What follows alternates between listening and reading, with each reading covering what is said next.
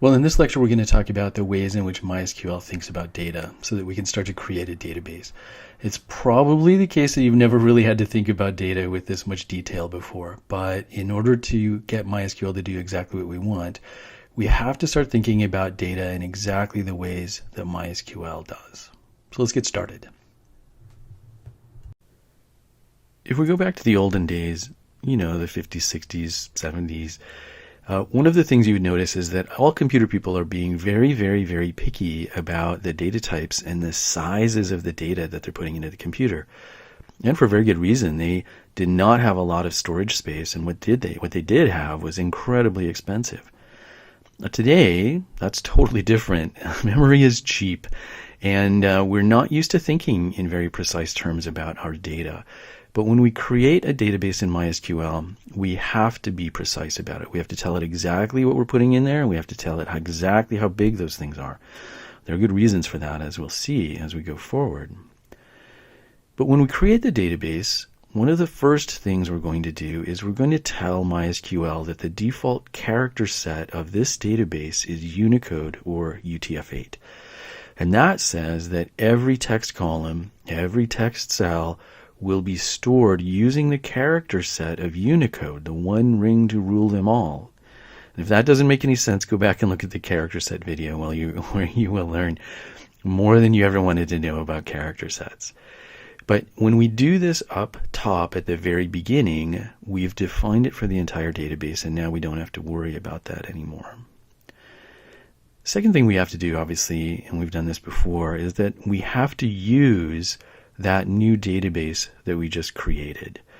This is just like MySQL, just like Microsoft Word or something like that. If you open Microsoft Word, it doesn't necessarily open the document that you want, and so you have to go under File to New. And so use is the keyword that we use in MySQL to move into that particular database. So we'll do that second.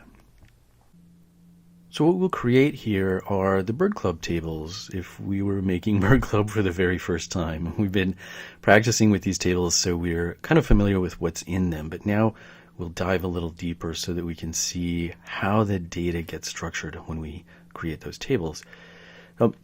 It's maybe not surprising when I create a new table in the database, I use a statement called, create table.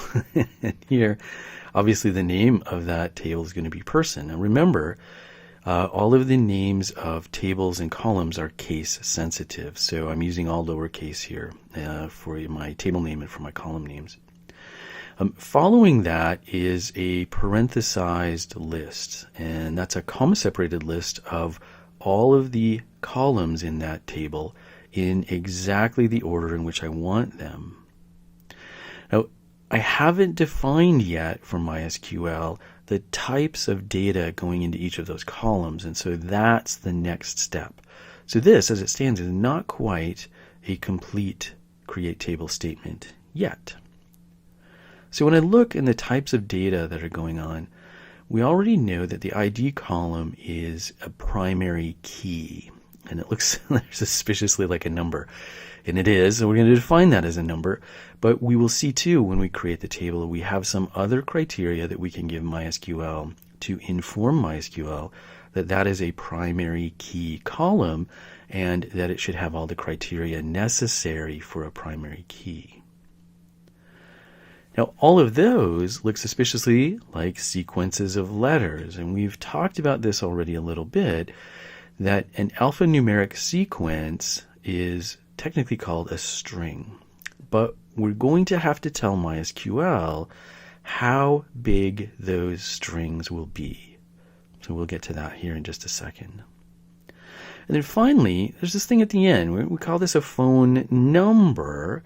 So you might think because it has digits in it that that thing is actually a number, but it really isn't actually. So if I go into MySQL and I do this, select 555, 1, 2, 3, 4, you'll see what it does. It does the math, actually. So it thinks that's 555 minus 1,234. And that is not what I want. So I have to tell MySQL that this is not a number, and in fact, it's a string. And maybe a good definition of a string is an ordered sequence of characters that cannot be reduced or simplified in any way. That MySQL must respect the sequence of characters, no matter whether those are numbers, whether those are letters, whether it's punctuation, whether it's some funky Unicode characters that are not common in the English language. It doesn't really matter. I have to tell MySQL that that thing is to be respected as it is, and that is called a string. All right, now let's get a little more precise about the different types of data that we've got going on here. MySQL does obviously numbers, and we can do text, which we're going to call strings. We've got dates and times. We have complex data types, which we haven't even seen yet. And there's down at the bottom our old friend null. Null is actually a data type unto itself. It's not just the absence of a value, but it is actually a type. It gets treated really, really differently than other stuff. Now, if we're going to do a number, we have to be really precise with MySQL. We have to tell it whether that number has a decimal point or not. Those are two different types. And either way, we have to tell it what the biggest number in that column might be. It's going to make sure that it reserves enough space. Similarly, for text, these are all going to be strings, but we have to tell it the longest length of a string that may occur in that column. Now, for shorter stuff, we might count the number of characters it has. For really big things like, an entire chapter from a novel or something like that, we can just tell MySQL to put text in there. There are a significant number of date and time types. And I mentioned to you before, even if I need, I'm working on a project that has some dates in it, I sometimes create a database simply because MySQL is so good at dates and times. Now, the complex ones we haven't seen yet. So sometimes we can store what we call an enumerated list in there, one of a pre-approved list, or we can store multiple values in there. Those are more interesting. We'll see some of those maybe here as we go along. Diving in a little bit more precisely, those numbers, if they have let's do don't first. If they don't have a decimal point, they're called integers. You might remember that from school. That might be giving us a little bit of flashbacks right now. So we're going to have to tell MySQL if the number in that column is an integer or whether it has a decimal point. If it has a decimal point, we actually call it a floating point number. But either way, we have to tell it how big the biggest number is going to be. So we've got things like a tiny int, small int, medium. We'll see that in just a second. When we get to text, we have the same thing. We've got character columns, or char. We've got variable character columns, or varchars. And we've got text that we can use for chapters of stuff. We also have this really interesting one called a blob. But we won't be creating any blobs yet, anyway. There's a ton of really good stuff, obviously, in dates and times. The most common ones are going to be a date or a date time. You could put in a time itself or a timestamp. Obviously, all the yellow ones here are the ones that are the most common. There's also a year column, and we'll maybe talk about that a little bit more. It doesn't actually store years before 1901, and that's a bit of a problem. So if you're working on a historical database, year is not a good choice for you. Right? Of the complex ones, an enumerated value list or an enum column is one of the really common ones that we might use pretty regularly. Well, let's talk about integers here for just a second. And for anyone who's lived in a cold weather climate, you know exactly how this system is going to work, right? So think of a number line where we've got 0 in the middle, and we've got positive numbers going off to the right, and we've got negative numbers going off to the left. One of the things we could do, if we're thinking about, say, temperature, is that we could have both positive and negative numbers. Now, that plus sign, we never really write that very much. It's kind of implied. It's right there. The negative numbers always have a minus sign in front of them, and we call these signed numbers because they're capable of going both positive and negative. It doesn't really matter. They're good. Now, you'll notice there's a purple box here. that signifies for MySQL a particular size of a number. So it's only going to go up to a little over 100 and down below minus 100 a little bit. If I told MySQL that the column was going to store a number the size of that purple box, we could not put into that box the number 200. The number 200 is too big for that box. It wouldn't do anything. All right? Now, let's just imagine that I take that purple box and I slide it to the right. These now become unsigned numbers. The purple box is exactly the same size, but it is no longer capable of storing a negative number. It's only capable of storing positive numbers, and we call that an unsigned number. Where would you use an unsigned number? Primary keys. Primary keys are, it's a good answer, thanks. Primary keys are a good place where we will almost always use an unsigned number. Now, this is my joke in class. This is the graph, or this is the information that you need to memorize in order to pass the class. So here are the various numbers that we can store in MySQL. We go from a tiny integer, that was the size of the purple box in the last one, to a small integer, a medium int, or even a big int. And then when we get decimal points, we can use a float or a double or even a decimal. Here's the sizes. I know this is a lot. This is just crazy to think about. And this is one of the things you almost always have to look up. But let's just start with something like the tiny int, right? So if the tiny int goes from negatives to positives, the smallest number, that is to say the number farthest to the left that I could put into a tiny int column, is negative 128 if it's a signed tiny int. Positive, I could go way up to 127 if I wanted to. Now remember though, when we did unsigned, we took the same size box and we just slid it to the right. So it goes on the 0 and it goes only in the positive numbers. So a tiny int unsigned can go from 0 all the way up to 255. It's the same range, it's just slid to the right on the number line. Now you'll notice that same pattern for small int, medium int, all the other ones, right? So a signed number can go both negative and positive, but an unsigned number can only go positive. And you'll notice that big int is really big, so you're probably not going to have any problems working on that sort of stuff. Now, floating point numbers all have decimal points in them, and we can specify kind of the number of digits after the decimal point where we want precision to happen. So a float is going to have a certain range. A double is going to have twice as many of those, right? Now, decimals are interesting. They're actually numbers, but they're stored as strings. One of the good places where you'd use decimal is in money, actually, because floating point numbers can have some rounding errors. And when you're working with banks and you're working with money, you don't want any rounding errors. You want to be really precise. All right. Now the character string themselves, we have to tell MySQL what the longest string is that would go into that column. So for example, if this is my longest string, what I need to do is count the number of characters in that string. Remember, punctuation is a character. Spaces are characters. Don't ignore those. They are characters. So let's say that this is the longest string that I know that I will put into a column. It's 17 letters long.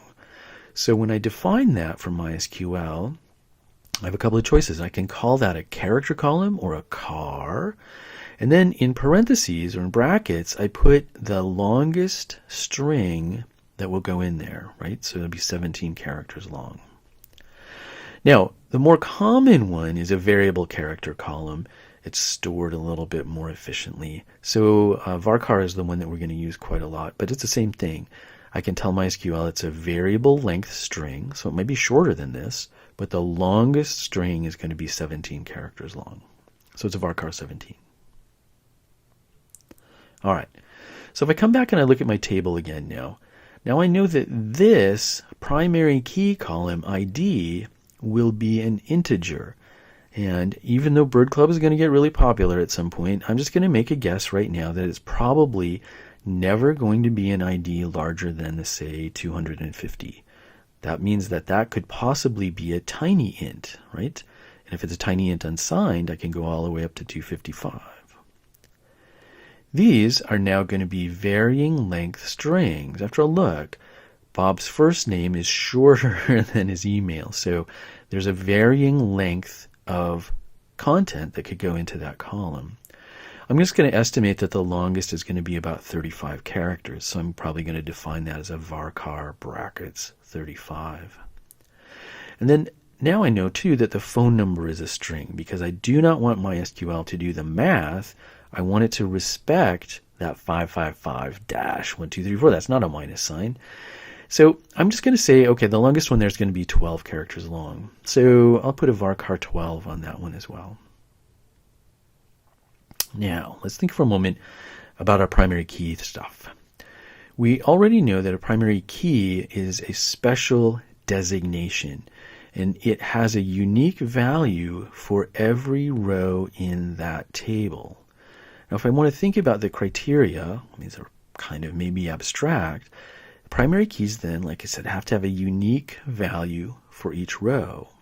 The primary key 3 cannot be repeated anywhere else in the person table. Once there's one row that has primary key 3, that's it. The primary keys cannot be null. That is to say, they have to have a value of whatever type I define. Null is an illegal value in a primary key column. That primary key's value can never change during the lifetime of the record. Well, I could change it, but the idea is that you can't, right? And then I can have MySQL help me when I define these sorts of things. So here's what I'm going to do. I'm going to make that primary key column an integer. It's probably going to be unsigned because there are no such things as negative primary keys. So it's going to be some size of integer unsigned. I'm going to tell MySQL that that column can never be null. So I'm going to put a not null on there. And then the really cool thing is that I am going to tell MySQL that this is an auto increment column. Auto increment means that when I put new data into that record, into that table, MySQL will automatically use the next primary key in the sequence. I don't have to tell MySQL how many there are. I don't have to tell MySQL what the next one is. It will figure that out on its own. All right. So this then is how I'm going to define that person table. Again, I tell it the name of the table, person. I have my columns in order, the way that I want them to appear in the table. And I have a list of criteria afterwards that defines exactly the data types and the data size and some other stuff too, in case of primary keys, that go into that table. So, for example, the ID field is a tiny int unsigned. So remember, that has values from 0 all the way up to 255. If I have more Bird Club members later, I might want to make this bigger, but for now, that'll be fine. I'm also going to tell MySQL that this is a primary key. I put that at the end, and then I have these other two criteria that not null. Not null means that I can never put null into that column. It's illegal. Null is an illegal value in that column. And moreover, that it is auto increment. And what that means in an integer column is that it will go and find the next value automatically. Now here's one little hitch that people kind of lose at first. Notice that auto increment has an underscore in it, but not null doesn't. So there you go. Just remember that. All right. Then all of these now are going to be varchar characters or varchar columns. First, last, email, and phone, and even that pesky phone number. So I'm just going to put in here the different ranges that they have, 25 maybe or something for first and last name, 35 characters max for the email, 12 characters max for the phone number. If I needed to change those later, I can, but these are good first guesses, so I'll go with these. Well, here's the bird table as I'm going to build it. You'll notice that it has a kind of similar pattern to the person table. Namely, it has a primary key and a couple of data columns there. So same idea, probably not that many birds, so I'm going to go with a really small one. I'm just going to call that primary key in the bird table a tiny int unsigned. Again, it's going to start at 1 and it'll go up to 255. Now if I want to go more than 255, I can change that later. We'll see that with an alter table syntax. But the other two here, common and scientific, I'm just going to make those varchar columns and I'll make them, I don't know, 50, something like that. And so we'll create that table much in the same way that we did the person table. Now let's look at the citing table for just a minute. And the difference here is that the citing table currently has foreign keys in it, right? Person underscore ID, bird underscore ID. Those are foreign keys. Now the way that I define foreign keys is that I just define them with the same qualities that they have in their original tables. So in person table, ID is a tiny int unsigned, so this column will be a tiny int unsigned. In the bird table, the ID column is a tiny int unsigned, so this one will be a tiny int unsigned. I'll have a slide here in just a second about defining these further as foreign keys. But for right now, we won't define them as foreign keys. We're just going to leave them as columns unto themselves. And then we've got this one over here, which is a date. And you notice or think that MySQL has a particular data type called a date, which it does. And so you'll notice, this is a little tricky, the column is called date, but the data type is also called date. Now, two notes about dates. You may already have guessed this one as well, which is that a date needs to be handled as if it was a string, for exactly the same reasons we saw before with phone numbers. So if I just select, 2011 minus 9 minus 28, it's going to do the math on that and come up with 1974. But that's not what I need. So when I hand this to MySQL, I will hand it off in a string format. And MySQL will take that string and it will convert it to store it properly as a date data type, which means that it's amenable and usable in all of those spiffy date and time functions that we've been playing with lately. So dates will get inserted in the next slideshow. They will get inserted into the database as strings, even though MySQL will store that as a date. Now, one of the things you'll notice is that I called that column date, but the data type is also date, and doesn't MySQL reserve all of these words so that I can't use them? Well, in general, the answer is yes, and here's one of the exceptions that we have.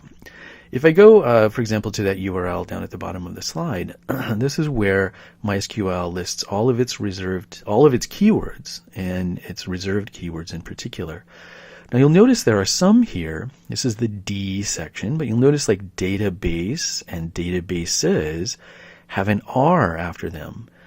Those are words that are reserved for MySQL that I am not allowed to use. You'll notice there's a bunch of others here: day, hour, day, microsecond, decimal down at the bottom there, etc., etc. And you'll notice that date has no R. And what that means is that I am allowed to use the word date. It is a data type in MySQL, but MySQL is not putting a hard reservation on that, so I am allowed to use it. So that's why I can, it's going to look a bit weird here in the create table, but I can create a table or a column called date of data type date, right? Which you can see right here. So this is how I'm going to create, for now, the table called citing, right? And again, I'm going to define the two foreign key columns as they are in their other primary key tables. So those are both tiny int unsigned. So I'm going to make those the same here.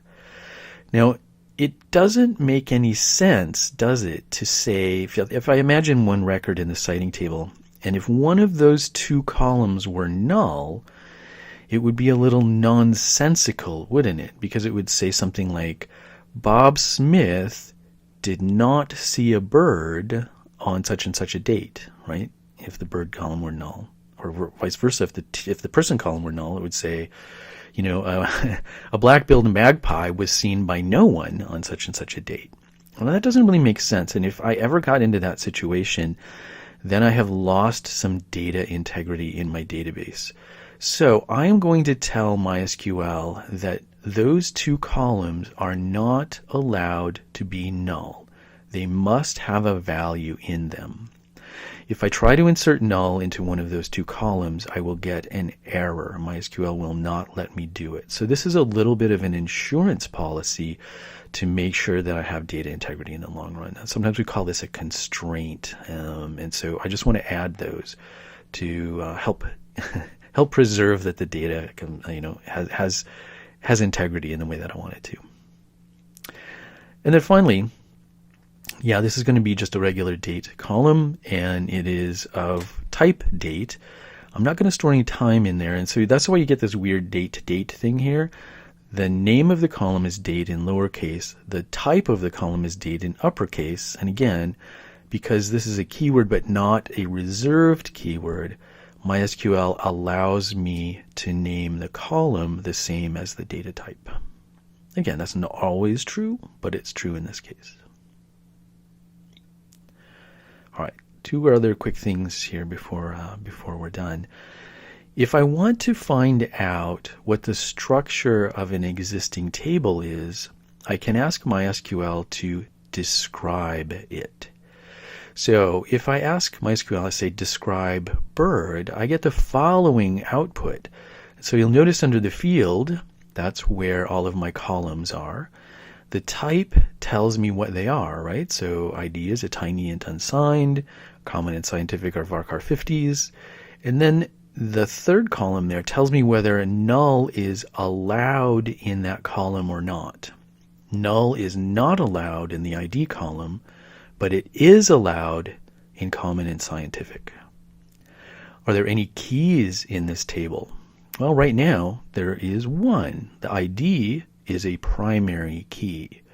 Later, in a couple of slideshows, we'll get to defining foreign keys, and so we'll have some other values in that column. Now, the default is what goes into that column if I don't specify otherwise.